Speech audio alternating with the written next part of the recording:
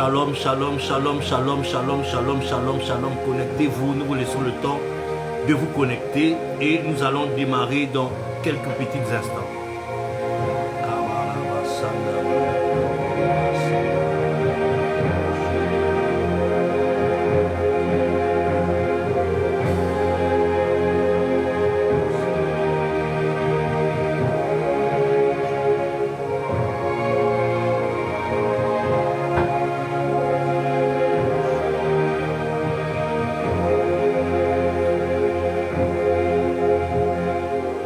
Connectez-vous, connectez-vous, connectez-vous, connectez-vous, tapotez le live. Nous allons commencer dans 3 petites minutes. Merci.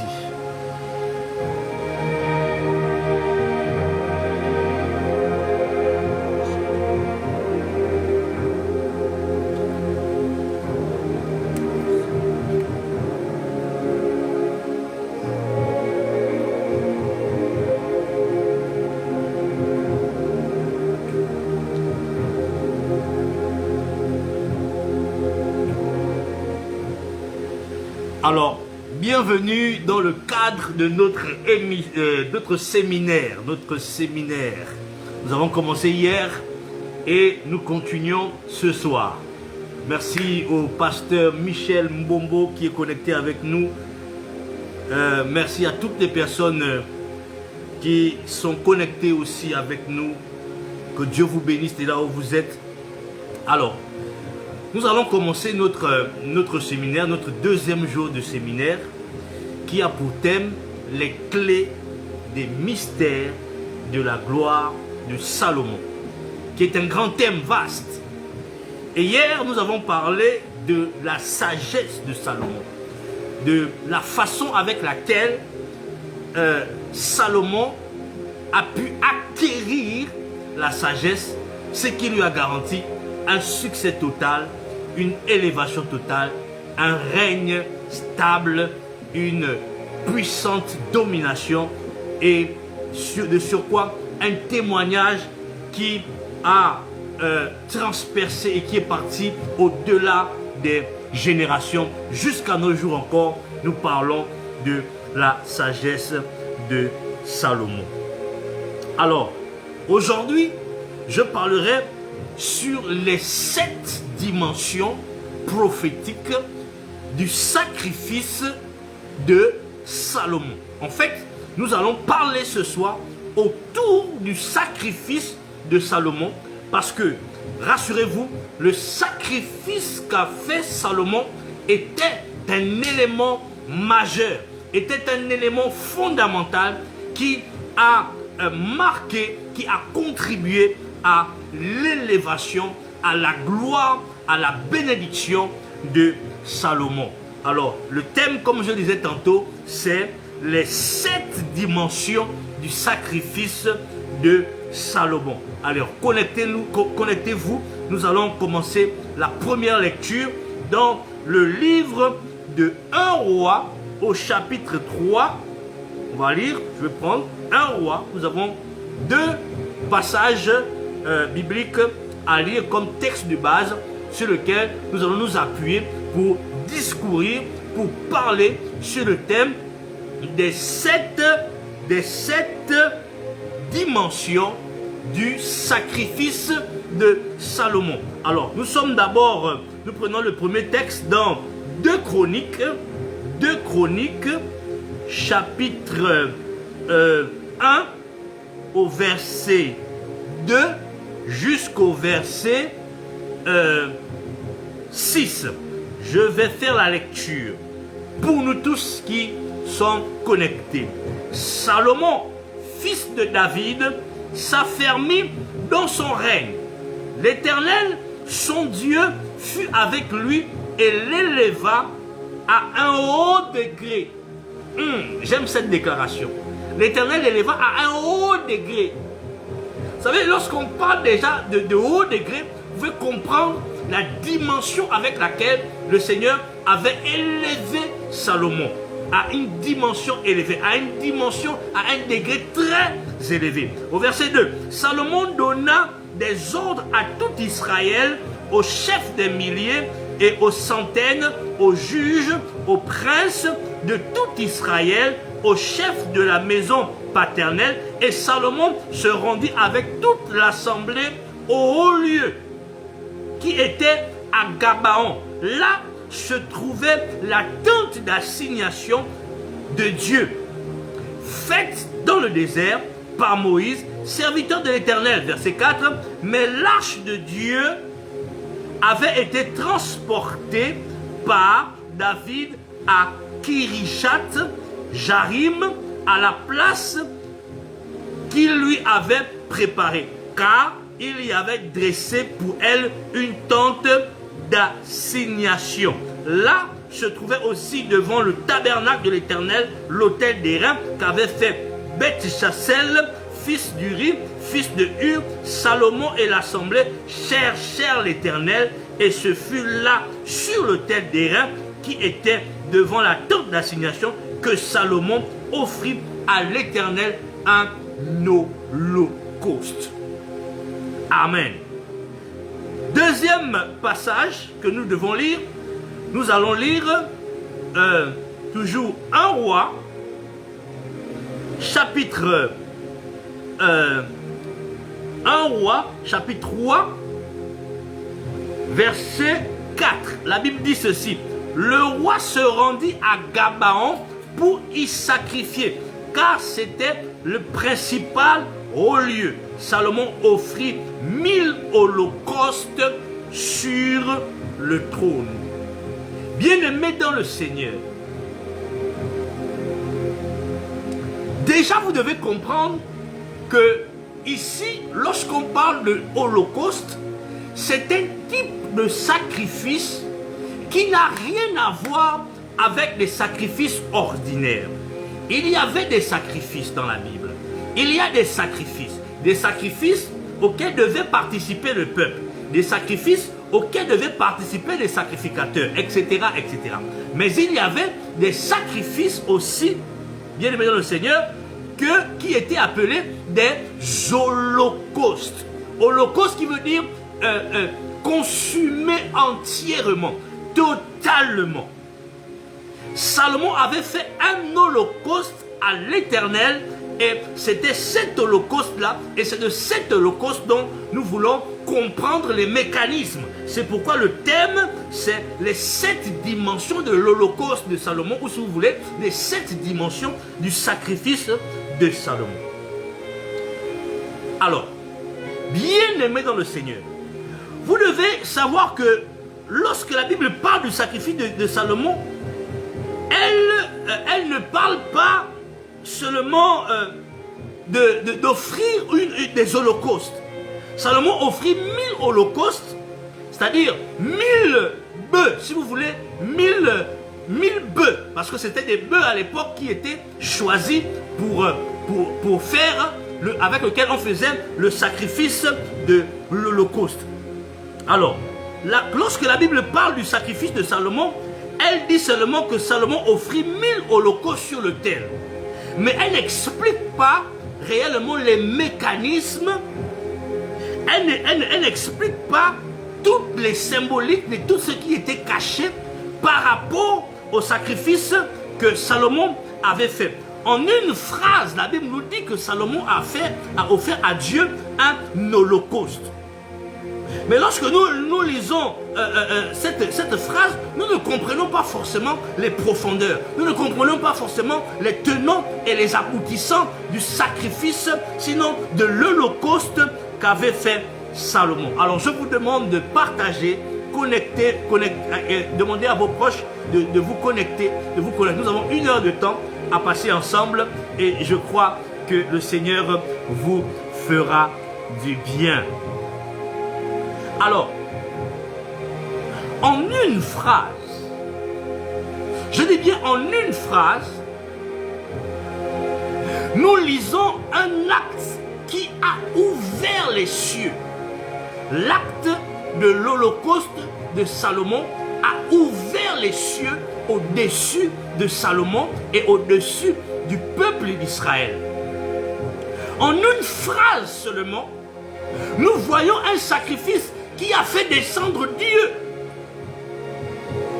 Mais ce que nous ne voyons pas dans cette phrase, c'est tout ce que ce sacrifice a exigé dans les coulisses.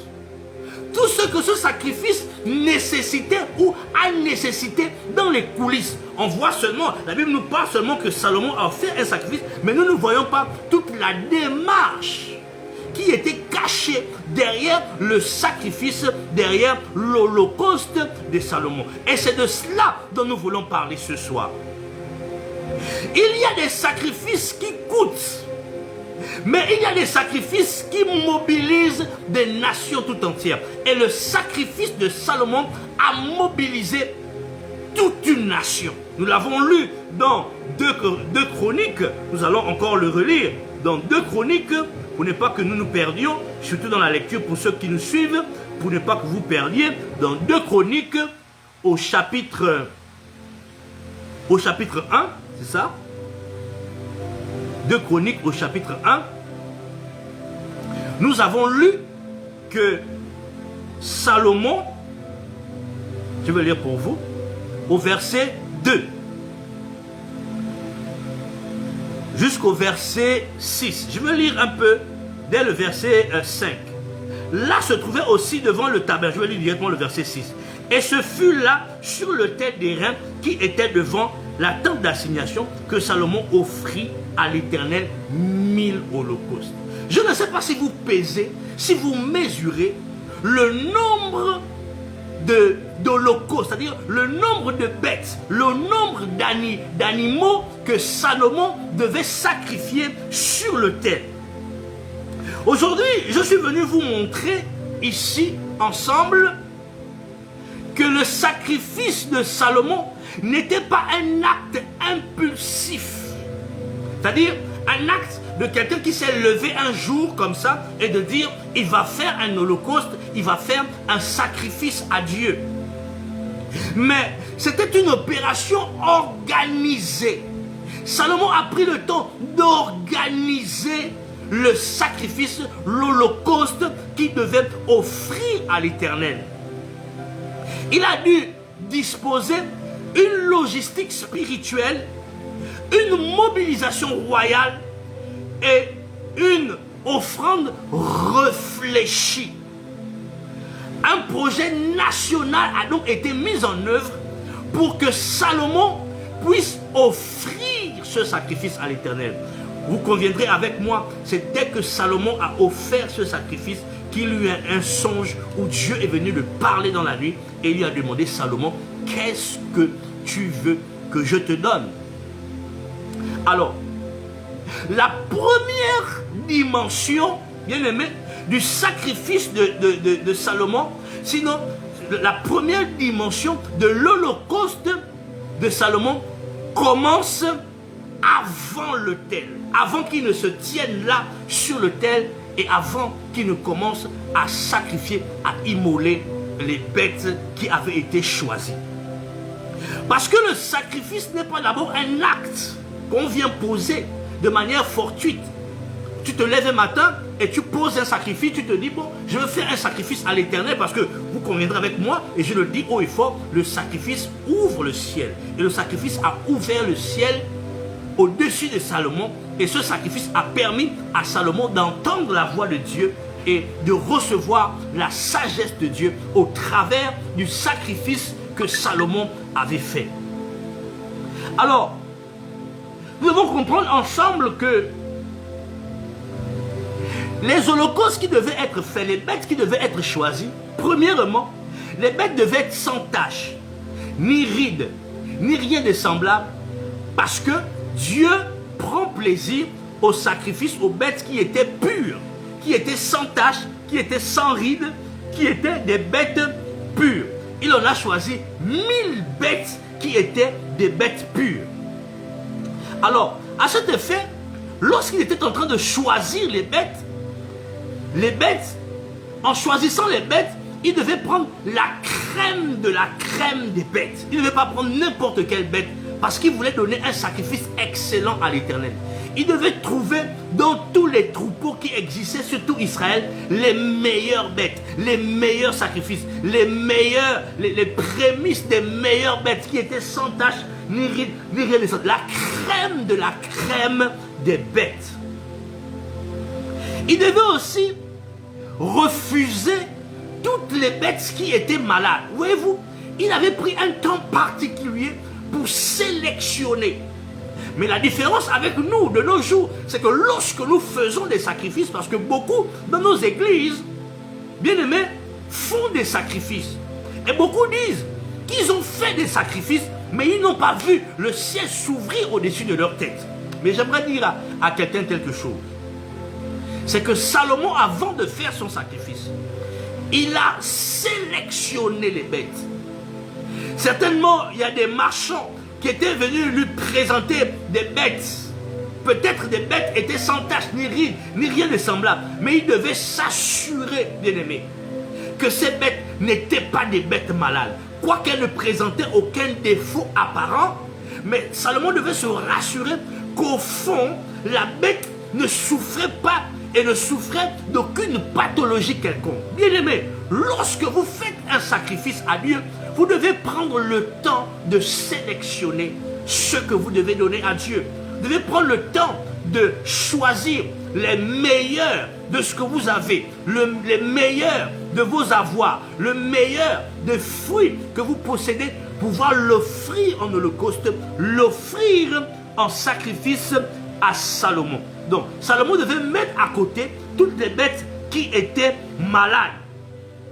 Et il devait non seulement à cet effet recruter des vétérinaires, il devait aussi prendre des gardiens qui devaient veiller, bien aimé, à ce que les troupeaux, les bêtes qui étaient amenées, le gardien devait sécuriser, garder ce troupeau. Donc, dans cette histoire, nous pouvons comprendre que Salomon avait mobilisé beaucoup de ressources. Il ne s'est pas levé un beau matin pour faire un sacrifice. J'aimerais dire ici à un homme, à une femme, que le sacrifice que tu fais à Dieu, le sacrifice que tu dois faire à Dieu, le sacrifice que tu feras à Dieu doit être un sacrifice mûrement réfléchi, mûrement préparé, mûrement sélectionné parmi tes avoirs, parmi ceux que tu as de meilleurs, parmi ceux que tu possèdes. Tu dois sélectionner la crème de la crème. Tu dois sélectionner ce qui a de meilleurs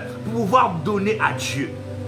Car ce que tu donnes à Dieu doit être choisi, doit être réfléchi, doit être préparé et doit être digne du roi que tu es. Salomon, en étant roi, il a choisi un sacrifice, un holocauste à la dimension de sa dignité. Lorsque tu fais un sacrifice à Dieu, bien-aimé, ton sacrifice doit refléter la royauté que tu veux posséder, la royauté que tu possèdes, la royauté, sinon le trône de puissance et de gloire dont tu aspires. Tu dois voir les choses en fonction de ce à quoi tu aspires. Si tu aspires à des grandes choses, alors la qualité de ton sacrifice doit être déterminante. Parce que l'objectif est grand, alors ton sacrifice doit être un sacrifice de qualité.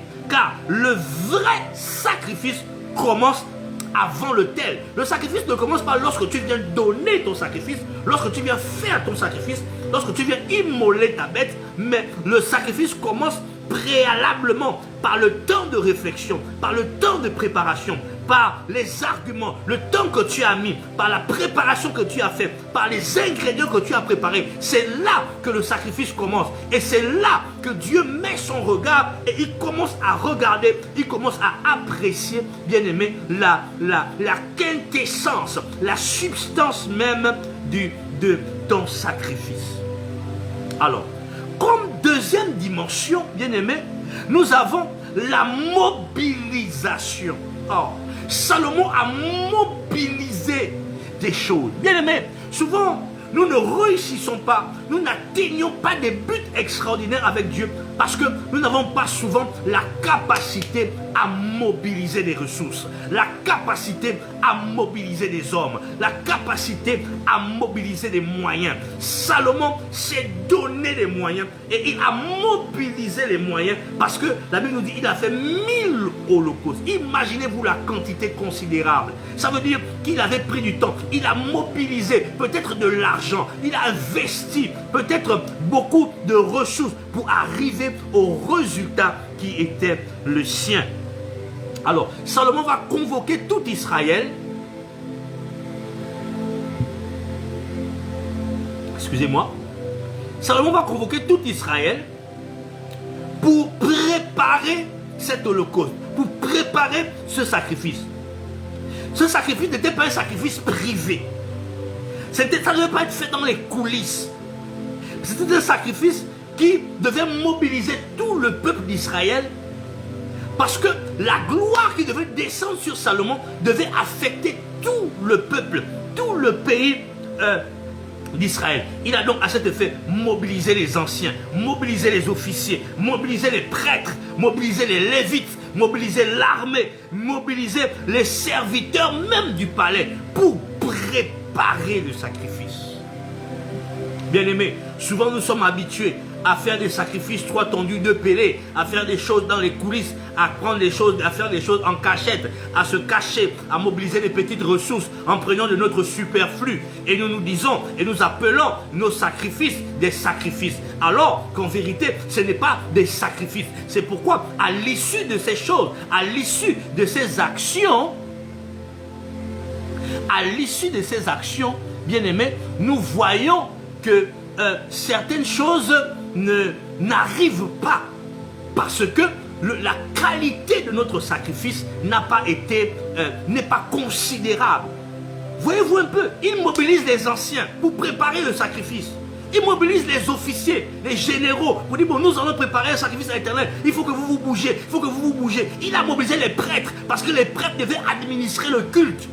Il a mobilisé les lévites parce que c'était ceux-là, les sacrificateurs qui devaient immoler les bêtes. Il a mobilisé l'armée pour la sécurité du troupeau, pour ne pas que le troupeau soit volé, pour ne pas que il y ait des manquements, pour qu'il y ait une certaine sécurité autour. Il a mobilisé des ressources. Bien aimé, le meilleur sacrifice que tu peux faire à Dieu, c'est un sacrifice pensé, c'est un sacrifice réfléchi, où tu t'investis corps et âme et esprit, où tu prends le temps de bien faire les choses. C'est de tels sacrifices que Dieu prend plaisir.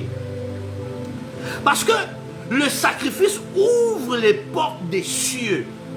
Donc, le sacrifice ne doit pas être pris à la légère. Le sacrifice, ce n'est pas un truc que tu dois faire avec beaucoup de paresse. Le sacrifice n'aime pas la paresse. Mais regardez le nombre de sacrifices que vous avez déjà. J'ai rencontré des hommes et des femmes dans mon ministère qui m'ont dit, oh prophète, oh, je bénis le Seigneur de vous avoir rencontré. Mais là où je reviens, à l'église là où je reviens, le pasteur que j'ai fréquenté, avec lui, j'avais fait des sacrifices. J'ai fait des sacrifices et j'ai fait des sacrifices. Je n'ai rien vu. Peut-être que ton sacrifice n'était pas un sacrifice réfléchi. Peut-être que ton sacrifice n'était pas un sacrifice pensé. Mais ce soir, je veux t'aider à comprendre les mystères du sacrifice. Je veux t'aider à maîtriser les systèmes, les couloirs et les codes du sacrifice pour que ta façon de sacrifier devienne différente. Pour que tu puisses entrer dans une dimension où tes sacrifices, les sacrifices que tu feras par la suite, puisse ouvrir le ciel. Parce qu'il n'est pas normal, il est inconcevable de faire des sacrifices à Dieu et de ne pas voir la main de Dieu se manifester, et de ne pas voir la puissance de Dieu se manifester, et de ne pas voir le ciel s'ouvrir au-dessus de notre tête. Salomon avait fait son sacrifice, un sacrifice réfléchi. Il exige et il a exigé une mobilisation de tout ce qu'il a fait.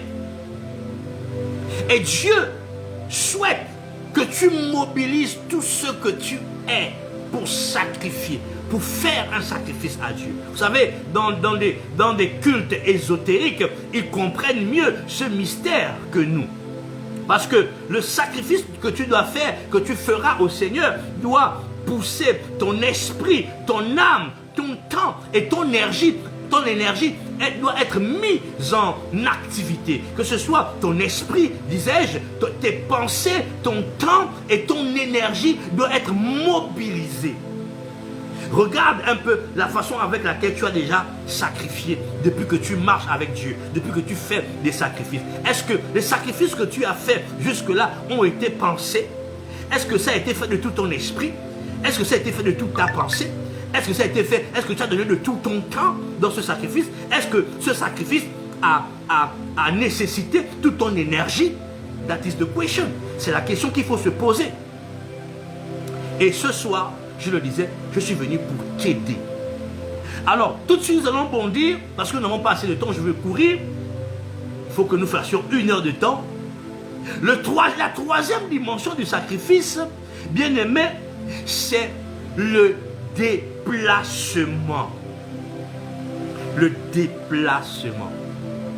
Vous savez, beaucoup aujourd'hui me suivent sur les réseaux sociaux. C'est une très bonne chose, j'acclame. Mais le déplacement souvent est capital. Parce que Dieu se rencontre en un lieu précis. Donc Salomon devait prendre 1000 bêtes qui devaient déplacer des fermes jusqu'au haut lieu, là où il devait sacrifier. Donc là encore, cela nécessitait une mobilisation logistique. On blague avec les sacrifices, mais les sacrifices sont très sérieux. Alors, pour mobiliser, pour faire quitter d'un point A à un point B, 1000 taureaux ou 1000 bêtes, si vous voulez, bien aimé, il fallait une logistique pour déplacer cela, pour mobiliser cela jusqu'au lieu d'où le sacrifice devait être fait. Alors, il fallait le transport. Il fallait de la garde. Il fallait des bergers. Il fallait de la nourriture. Parce que, ces bêtes devaient être nourries tout au long du voyage pour ne pas qu'ils arrivent au lieu du sacrifice déjà affamés, déjà affaiblis. Parce que le sacrifice dont Dieu prend plaisir, c'est un sacrifice agréable, un sacrifice pur, dont les bêtes sont encore en forme, dont les bêtes sont pures, elles sont sans tache, ni rides, ni rien de semblable, ni maladie. Donc il devait mobiliser des bergers, il devait mobiliser de la nourriture, des vétérinaires qui devaient veiller. Il devait organiser la sécurité, il devait coordonner les équipes. Peut-être qu'il y avait des équipes de 10, de 15, de 20. Pour 1000 holocaustes, chaque équipe devait être à son poste, à son niveau, pour organiser le sacrifice. Bien aimé, et cela, c'est en vérité un code de vie.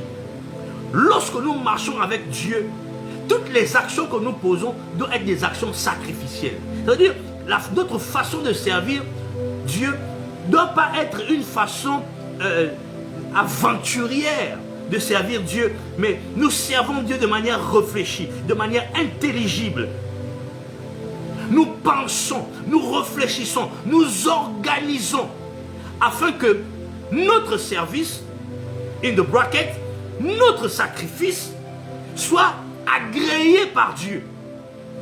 C'est pourquoi la Bible dit que malheur à celui qui fait l'œuvre de Dieu avec négligence. Salomon savait que le sacrifice qu'il devait faire à Dieu, il partait pour recevoir quelque chose. Il partait pour secouer le ciel afin que le ciel s'ouvre, afin qu'il y ait un effrata dans le ciel. Alors il devait se concentrer, il devait se focaliser, il devait se donner les moyens, les ressources. J'aimerais dire ce soir à un homme, à une femme qui veut ouvrir le ciel au-dessus de lui, d'elle, de se mobiliser, de s'investir totalement, de toute ta pensée, de tout ton cœur, de toute ton énergie, pour voir finalement le ciel être ouvert. Ta maison doit être mobilisée. Tes actifs, excusez-moi, doivent être mobilisés. Tout ce que tu possèdes doit être mobilisé pour pouvoir finalement voir la gloire de Dieu se manifester. Alors, un sacrifice qui touche Dieu n'est jamais facile. Un sacrifice qui touche Dieu n'est jamais facile. Vous devez comprendre ça. Quelque chose qui touche Dieu, qui implique Dieu, qui engage Dieu, n'est jamais facile. Alors, Salomon n'a pas cherché la commodité. C'est-à-dire, il n'a pas cherché à faire des choses simplement pour ne pas se prendre la tête. Parce qu'aujourd'hui, c'est ce que nous faisons. Nous ne voulons tellement pas nous prendre la tête. Nous faisons donc les choses de Dieu de manière rapide. Bon, je vais servir simplement. Je ferai telle chose simplement. Je prendrai un petit 1 million quelque part. Un petit 200 000 quelque part. Je donnerai à Dieu. Bon, je prendrai une petite vieille voiture là-bas. Et je donnerai à Dieu. Bien aimé, j'aimerais vous faire un témoignage. Mon témoignage. Bien aimé, il y a 2-3 ans en arrière, l'Éternel m'est apparu et m'avait demandé de sacrifier, de faire un sacrifice. Et ce sacrifice, il a regardé parmi mes choses et le Seigneur m'avait demandé de sacrifier mon véhicule.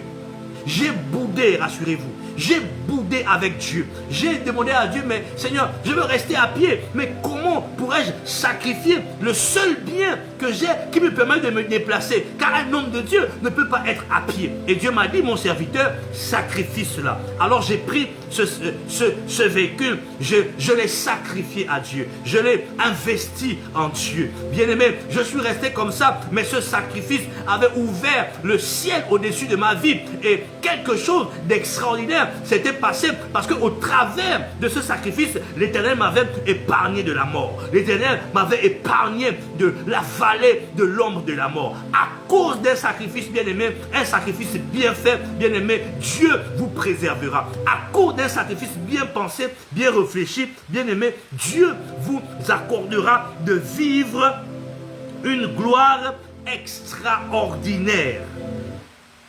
Il vous permettra de vivre une gloire extraordinaire. Alors, la 4e dimension du sacrifice de Salomon, c'est la main-d'œuvre sacerdotale. Les prêtres étaient là. Les prêtres étaient mobilisés pour offrir 1000 holocaustes. Selon Lévitique, la Bible dit, les prêtres étaient mobilisés. Le grand prêtre était là, des dizaines de prêtres étaient là, des centaines de lévites étaient là, des équipes étaient là autour de Salomon pour pouvoir faire en sorte que ce sacrifice soit un sacrifice agréable à Dieu. Parce que chaque holocauste, chaque sacrifice, bien aimé, doit être égorgé. On devait égorger chaque bête. Imaginez-vous le temps que cela prend pour égorger bête par bête, bête par bête, bête par bête, bête par bête, 1000 bêtes. Donc il fallait qu'il y ait un nombre important de sacrificateurs. Donc les sacrificateurs étaient employés, ils étaient engagés dans ce sacrifice. Bien aimé, tout sacrifice, le véritable sacrifice que Dieu prend plaisir, c'est un sacrifice qui bouge les systèmes, qui mobilise les hommes, qui dérange, qui porte une odeur particulière. Les bêtes devaient être égorgées. Pas seulement égorgées, mais elles devaient aussi être dépecées. On devait dépecer les bêtes, on devait laver les bêtes, on devait découper les bêtes. Et finalement, on devait brûler les bêtes selon l'ordre divin. Imaginez-vous, vous dépecez, vous égorgez, vous dépecez, vous lavez, vous coupez et vous brûlez 1000 holocaustes. Même rien qu'un bœuf pour le couper, l'égorger, le dépecer, le laver, le couper, le mettre sur le terre, le brûler. Tu fais ça pour 1, 2, 3, 4, jusqu'à 1000. Imaginez-vous combien les sacrificateurs ont pris du temps. Bien aimé, lorsque vous voulez faire quelque chose qui ouvrira le ciel, rassurez-vous que votre sacrifice mobilise. Rassurez-vous que votre sacrifice dérange. Rassurez-vous que votre sacrifice parle.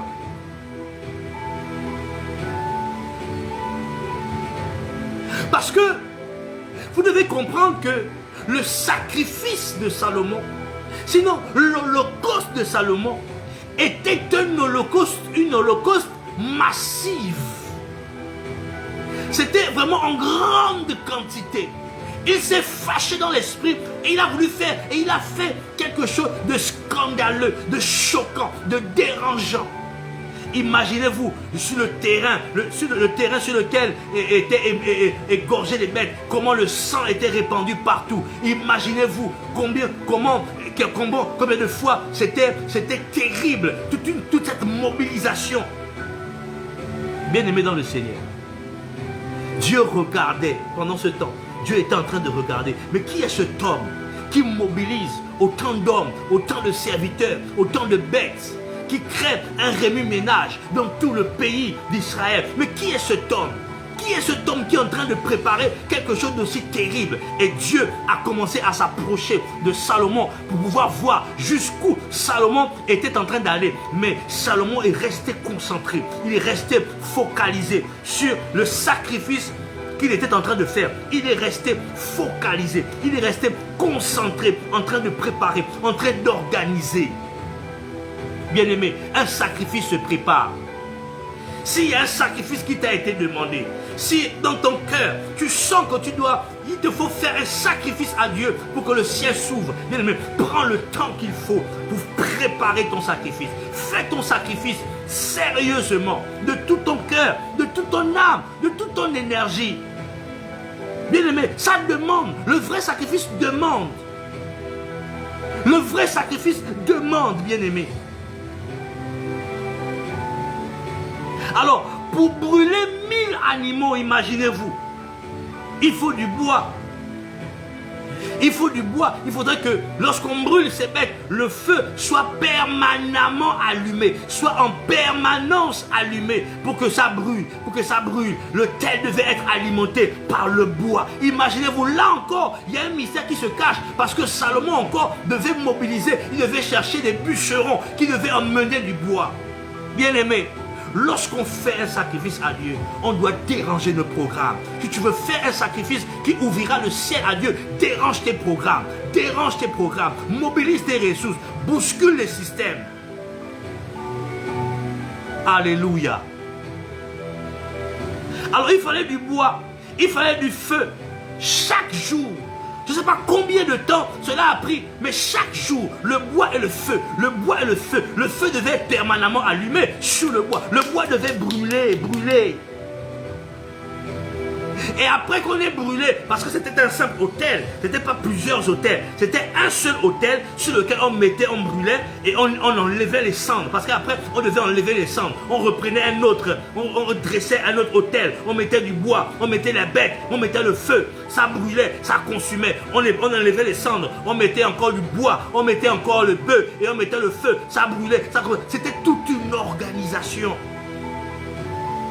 Toute une organisation. Donc il devait le faire step by step, étape par étape, sacrifice holocauste par holocauste, bête par bête. Bien-aimé, lorsque Dieu vous demande des choses, souvent les sacrifices que Dieu peut être amené à vous demander peut prendre du temps, peut être fait en plusieurs étapes, peut prendre du temps, des mois, des années, mais il faudra être fidèle à chaque étape, il faudra respecter chaque étape, chaque moment, chaque étape pour pouvoir accéder finalement au mystère qui se cache derrière le sacrifice que tu es amené à faire.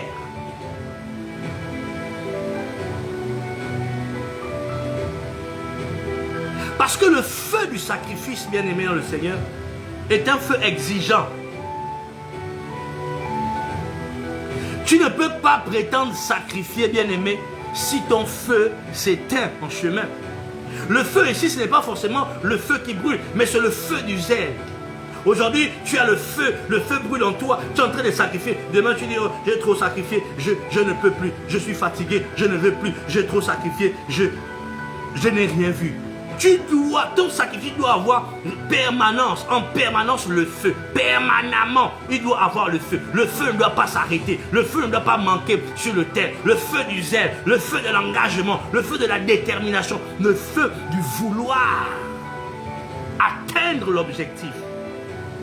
Alors le feu ne doit pas manquer sur ton sacrifice. Parce que tu ne peux prétendre à un sacrifice si ton feu s'éteint en chemin, si ton feu s'éteint Dès le premier effort, ton feu s'éteint parce que tu as rencontré, par exemple, un obstacle, une difficulté. Ça y est, tu t'es découragé. Tu as dit c'est trop compliqué. Ce sacrifice est trop compliqué. Mon Dieu, je n'ai plus le temps pour ma famille. Mon Dieu, je n'ai plus le temps pour moi-même. Mon Dieu, je ne peux même plus prendre mon argent pour me vêtir, pour m'habiller, pour me faire du bien. Mon Dieu, vraiment, les choses de Dieu. Mais prends du temps, bien aimé dans le Seigneur. Si tu penses comme ça et si tu réfléchis comme ça, c'est que tu n'as encore rien compris. Le sacrifice, l'holocauste est quelque chose de considérable. Ce n'est pas quelque chose avec lequel on s'amuse. Alléluia. Alors, nous sommes au cinquième point. Là, nous sommes au cinquième, nous sommes maintenant au sixième, à la sixième dimension. C'est le prix financier. Le prix financier derrière le sacrifice de Salomon. Est-ce que Salomon était un éleveur? Quand bien même il était un éleveur, est-ce qu'il avait 1000 bêtes en sa disposition? Il a dit payer un prix pour acquérir les bêtes. Il a dit payer un prix pour acquérir du bois. Il a dit payer un prix pour mobiliser les sacrificateurs. Il a dit payer un prix pour mobiliser les bergers. Il a dit payer un prix. Salomon a donné des ressources. Il a donné son bétail. Il a donné ses économies. Il a donné son temps. Il a donné son énergie et son organisation. Bien aimé, la Bible dit que lorsque tu sais faire quelque chose et que tu ne le fais pas, tu pêches. Il a donné ses ressources. Son bétail, il a donné. Ses finances, il a donné. Ses économies, tout, il a pris parce qu'il cherchait quelque chose de plus excellent. Bien aimé, ce n'est pas un péché que de donner à Dieu. Les gens diront, les gens parleront que les églises prennent, ils demandent beaucoup, ils prennent, bien aimé. Mais celui qui a compris les mystères du sacrifice, celui qui a compris ces choses, il ne critiquera pas ces choses. Parce que le vrai sacrifice, Salomon lui-même a mobilisé. Il n'a pas attendu que quelqu'un le fasse à sa place. Lui-même, il s'est mobilisé. Lui-même, il a mobilisé son bétail, ses ressources. Il a donné sur le terre. Il a investi dans la chose de Dieu. Il a investi pour gagner quelque chose de plus grand. Bien aimé, investis ton temps, investis ton énergie, investis ton argent, investis de tes ressources en Dieu et tu recevras quelque chose de plus grand. Mais lorsque tu l'investis, fais-le de tout cœur. Fais-le de tout cœur. Car un sacrifice qui touche Dieu te coûtera toujours quelque chose de très cher. Tu veux toucher Dieu, sache que il te demandera, cela nécessitera à ce que ton cœur soit touché, à ce que tes émotions soient touchées. Peut-être qu'à l'issue de ces holocaustes, Salomon était fatigué peut-être. C'est pourquoi après qu'il a sacrifié, il s'est endormi. Parce qu'il avait tellement pris du temps. Et lorsqu'il s'est endormi, l'Éternel s'est révélé. Bien-aimé dans le Seigneur, tu dois comprendre ces choses. Ces choses sont très importantes. Le sacrifice coûte toujours quelque chose de grand. Dans 2 Samuel chapitre 24, verset 24, la Bible dit de David: je n'offrirai pas à l'Éternel un sacrifice qui ne coûte rien. David dit: je n'offrirai pas à l'Éternel un sacrifice qui ne coûte rien. Bien aimé, la différence, c'est que nous, certaines personnes offrent à Dieu des superflus, des choses qui ne valent en vérité rien, pas grand chose. Mais lorsque nous, notre regard humain, nous regardons, nous disons: oh, c'est beaucoup. Vous savez, nous tremblons souvent devant des sacrifices qui en vérité ne sont pas des sacrifices. Parce qu'aucun sacrifice ne peut rester sans voix. Aucun sacrifice qui est fait à Dieu ne peut rester sans réaction. Même sur le plan occulte, aucun sacrifice ne reste sans réaction. Il y a toujours une réaction lorsque le sacrifice est fait selon les règles, selon les normes. Bien aimé, le sacrifice coûte. Le sacrifice te coûtera toujours. Tu dois le comprendre. Il y a toujours un coût important derrière tous les sacrifices. Alors, la 7e dimension, je suis en train de descendre progressivement, la 7e dimension, c'était le résultat derrière le sacrifice de Salomon. La Bible dit dans 1 Roi, chapitre 3, verset 5, à Gabaon, l'Éternel apparut à Salomon pendant la nuit. Mais pourquoi cette nuit-là? Parce que Dieu a répondu. Il voulait répondre à ce moment-là à l'appel sacrificiel de Salomon. À la préparation de Salomon, Dieu a répondu. À l'organisation de Salomon, Dieu a répondu. Au sacrifice réfléchi de Salomon, Dieu a répondu. Au cœur engagé de Salomon, Dieu a répondu. À l'offre, sinon à l'offrande totale de Salomon, Dieu a répondu. Dieu ne répond pas à n'importe quoi. Dieu répond à des principes. Premièrement, Dieu répond à la préparation. Deuxièmement, Dieu répond à la constance. Troisièmement, Dieu répond à l'organisation. Parce que Salomon était constant dans son sacrifice. Il y avait une certaine constance dans le temps. Dieu répond à un cœur engagé. Dieu répond aussi à une offrande, à une offre totale. Ce que Salomon a mis sur l'autel, bien aimé dans le Seigneur, Dieu l'a transformé en sagesse. Dieu l'a transformé en richesse. Dieu l'a transformé en gloire. Dieu l'a transformé en faveur. Bien aimé, c'est le sacrifice de Salomon qui a introduit Salomon dans la gloire. J'aimerais conclure avec vous ce soir. Bien-aimé, le sacrifice de Salomon doit nous enseigner et nous enseigne plusieurs choses. Bien-aimé, premièrement, vous devez comprendre que le sacrifice de Salomon commence avant l'autel.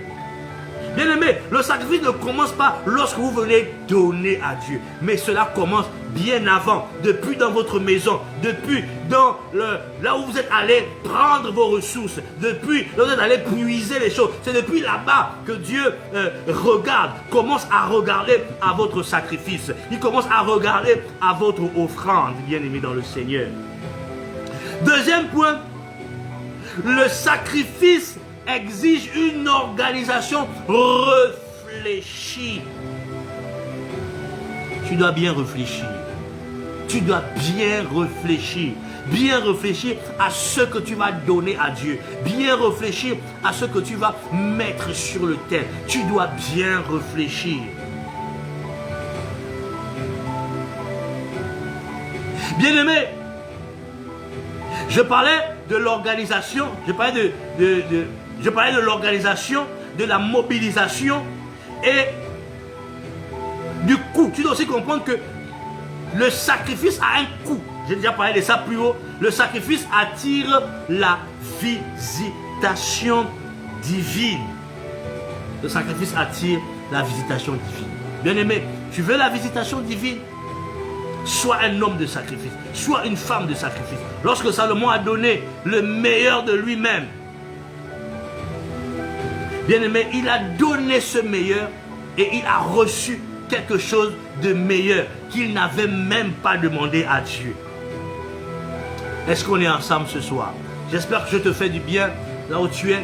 J'espère que le Seigneur te parle puissamment là où tu es. Nous sommes en train de chuter ici. Alors, petit rappel sur le sacrifice de Salomon. Juste quelques questions à te poser. As-tu un sacrifice à faire à l'Éternel? T'es-tu organisé pour faire ce sacrifice? Es-tu prêt au coût que cela nécessite? Es-tu prêt à mobiliser toutes les ressources? Ce sont les questions qu'il faut se poser.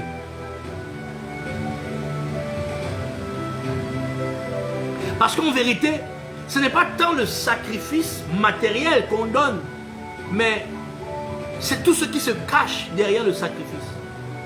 La disposition du cœur, la mobilisation des ressources, etc.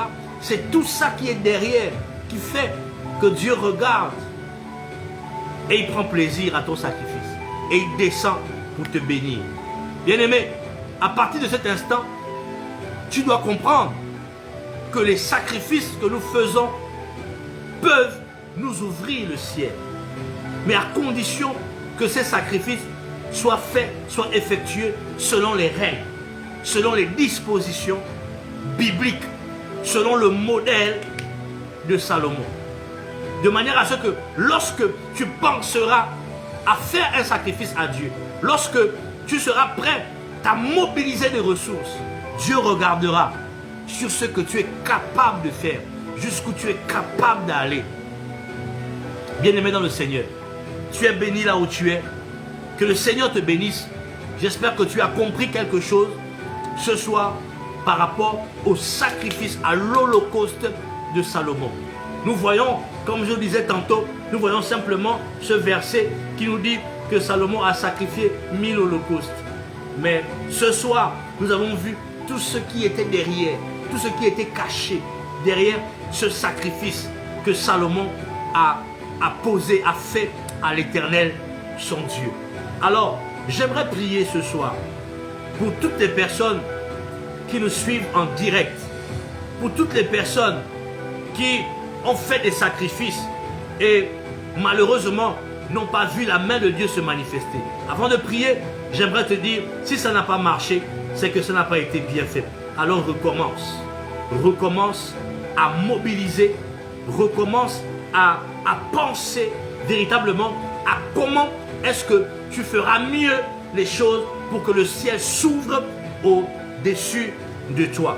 J'aimerais te dire aussi ce soir que l'Éternel a un regard particulier sur ce que tu es prêt à l'offrir, sur ce que tu es prêt à mettre sur l'autel.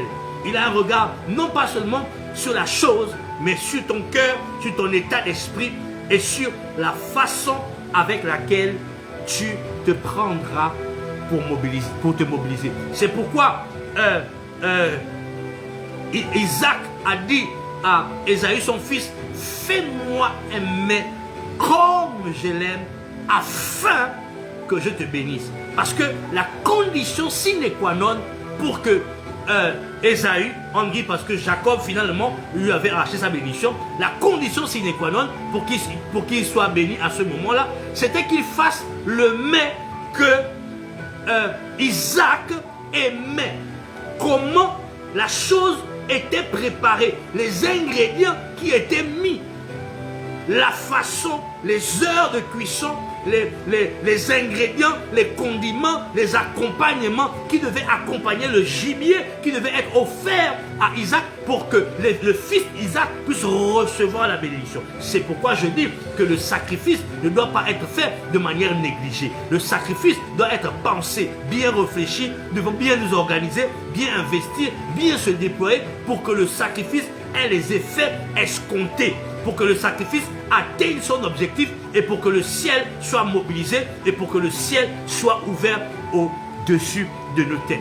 Que Dieu te bénisse. J'espère que tu as été béni, toi qui veux, toi qui étais connecté ce soir avec nous. Nous avons parlé du sacrifice de Salomon.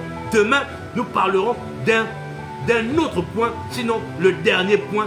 Je parlerai de 3 points. Hier, j'en ai parlé un. Aujourd'hui, le deuxième. Et demain, je parlerai sur le 3e et le dernier point. Je vous fais déjà l'invitation à toutes les personnes qui me reçoivent ce soir.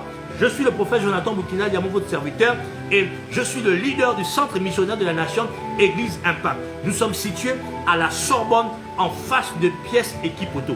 Je vous fais déjà l'invitation pour notre culte de dimanche où nous allons poursuivre ces grands mystères. Bien-aimé, si tu me prêtes tes oreilles pendant un mois, pendant quelques semaines, assurément, ta vie ne sera plus jamais la même parce que tu seras affecté et ta façon de voir et de penser sera transformée. Que Dieu vous bénisse. J'aimerais prier pour vous, à vous qui êtes connectés, à vous qui me suivez et à vous qui m'avez suivi ce soir. Je vais élever ma voix afin que Dieu vous donne un esprit de sacrifice afin que vous puissiez faire les choses selon Dieu. J'élève ma voix et ma main.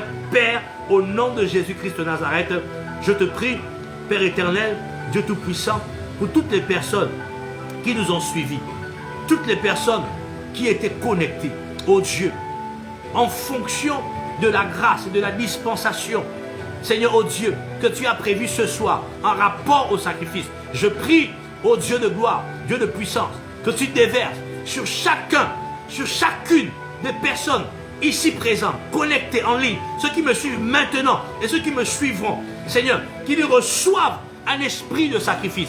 Que ta main, oh Dieu, soit sur eux. Que ta grâce, oh Dieu, repose sur chacune de leurs vies. Afin, Seigneur, oh Dieu, qu'ils soient transformés par le renouvellement de l'intelligence. Qu'ils comprennent ce que tu aimes, ce que tu apprécies. Comment est-ce que tu veux qu'ils te servent? Comment est-ce que tu veux qu'ils agissent, Seigneur, oh Dieu, avec toi? Je prie que leur esprit soit éclairé, que ton esprit soit éclairé, toi qui me reçois, au nom de Jésus. Je libère sur toi la clairvoyance, la capacité de faire et de plaire à Dieu, au nom de Jésus-Christ de Nazareth. Que Dieu te bénisse. Je prie aussi pour tous ceux qui sont malades. Je déclare que ceux qui sont malades soient guéris maintenant. Si tu attendais une grâce particulière, une ouverture particulière de la part du Seigneur, je déclare et je décrète au nom de Jésus-Christ de Nazareth que la grâce de Dieu te localise, que la faveur de Dieu te localise, que l'onction de Dieu te localise, que la guérison te localise,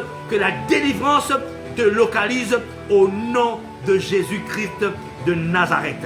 J'ai été béni d'être avec vous, d'avoir été avec vous ce soir. Que Dieu vous bénisse, que Dieu vous bénisse. Merci de m'avoir reçu chez vous. Nous nous retrouvons demain à la même heure, 21h précise, heure du Gabon. Que Dieu vous bénisse. Shalom.